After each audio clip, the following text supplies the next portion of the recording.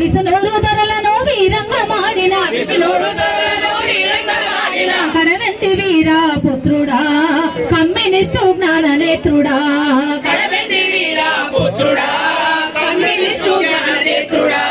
సంతోషుని త్యాగమంతులే నీగని సంతోషుని త్యాగమంతులే నీగని పిగిలించగాదెవరి తరము నీ పేరే పోరాట స్వరము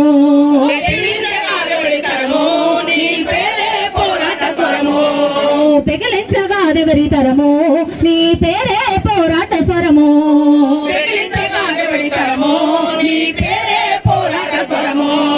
సుక్కల పర్వతమెక్కిన నీ చూపు చుక్కల పర్వతమెక్కిన నీ చూపు చుక్కల రేణుక కడవెండి పుత్రిక వందనాలు వందనాలు రేణుక కడవెండి పుత్రిక జోహాలు రేణుకకు జోహాలు కమ్మేటి సంతోషన్నకు జోహాలు అర్పిస్తూ పాట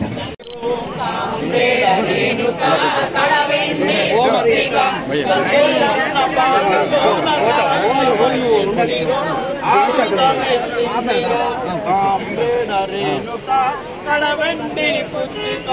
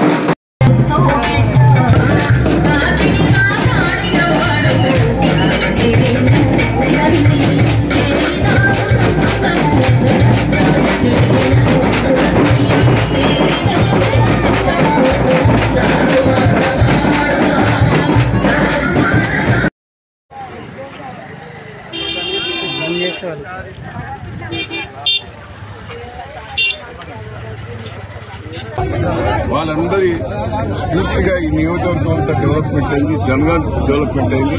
ఈ ఎన్కౌంటర్ను పాపం 35 సంవత్సరాల కింద ఎల్ఎల్బి చేసి ఓడిబిడ్డ సంపాదించి చరిత్రలో మిగిలిపోయిన ఈ ముద్దుబిడ్డ ఈరోజు చనిపోవడం చాలా బాధాకరమైన విషయం. కానీ ఇంత ఉద్యమ చరిత్ర ఉన్నా 50 లక్షలు మీరు సరెండర్ అయితే 50 లక్షలు ఇస్తుంది ప్రాణం కాపాడుతామన్నా కూడా ఒంటికి దించి పేద ప్రజల కోసం పోరాటం చేసిన మా కడివెండి బిడ్డ రేణుకమ్మ చనిపోవటం చాలా బాధాకరం. ఆ కుటుంబ సభ్యులకు ధైర్యం చెప్తూ నేను ఈ కడివెండికి గాని ఈ ఉద్యమకారులకు గాని వీళ్ళందరికీ కూడా పేర్ల జోహార్లు అర్పిస్తూ అందరికీ కూడా మీ స్ఫూర్తిదాయకులకు నడవాలి, కడివెండిని ఆదర్శంగా తీసుకోవాలని ఈ సందర్భంగా తెలియజేస్తున్నాను. అశోక్ దొడ్డి కొమ్మరి వారసురాలు కూడవెల్లి ఇంకా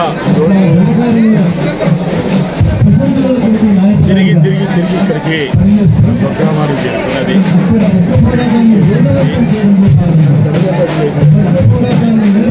ఆమె మానవత్వం ఆమె ఆశయాలన్నీ కూడా ఉన్నాయి. ఆ తల్లి అడుగుతూ ఉన్నది, నా బిడ్డ నేను చేస్తే నా బిడ్డ మీద చేసుకుంటే చేయలేదు, ఆమె ఎందుకు పోలీస్ స్టేషన్ తీసుకోలేదు, ఆమె ఎందుకు లేదు, ఆమెను ఎందుకు జైల్లో పెట్టిందని అడుగుతా ఉన్నది. దీనికి బాగా సమాధానం చెప్పాలి. చూడండి ఈ ఫోటోలో ఆమె చనిపోయిన తర్వాత, చంపబడిన తర్వాత, హత్య చేసిన తర్వాత 5 నిమిషాల తర్వాత ఈ ఫోటో తీసేందు. ఆమె ఎదుటి మీద ముక్కుబట్టి కమ్ముంది, బొట్టు పెట్టుకొని ఉంది, చెవులకి ఊరున్నాయి. ఎక్కడైనా ఎన్కౌంటర్ జరిగితే, కాల్పులు జరిగితే, ఎదురు కాల్పులు జరిగితే చెడు కూడా ఆడితేనే, కబడ్డీ ఆడితేనే, కింద మీద పడితేనే ఆ నుదుటి మీద ఉంటుందా, బొట్టు ఉంటుందా? ఎన్కౌంటర్ల గురించి తెలిసిన వాళ్ళకి, సోయిన వాళ్ళకి, అవగాహన ఉన్న వాళ్ళకి ఖచ్చితంగా హత్య అనేది కావనది. ఒకవేళ ఈ హత్య కాకపోతే ఆమెని 1 గంట తర్వాత దంతవాడ తీసుకొచ్చిన తర్వాత ఆ నుదుట మీద ఉన్నటువంటి కుంకుమ చిలికాని ఆ బొట్టును ఎందుకు పెంచిండు అని మేము ఈరోజు ఇది అడుగుతా ఉన్నాం.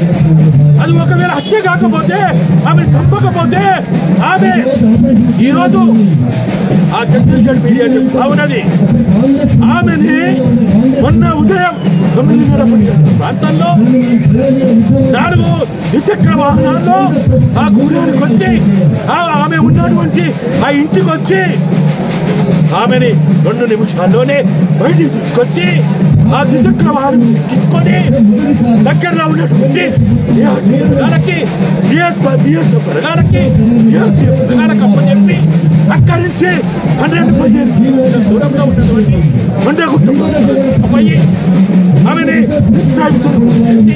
హత్య చేసి చెప్పి ఛత్తీస్గఢ్ ఫిర్యాదు అవునది.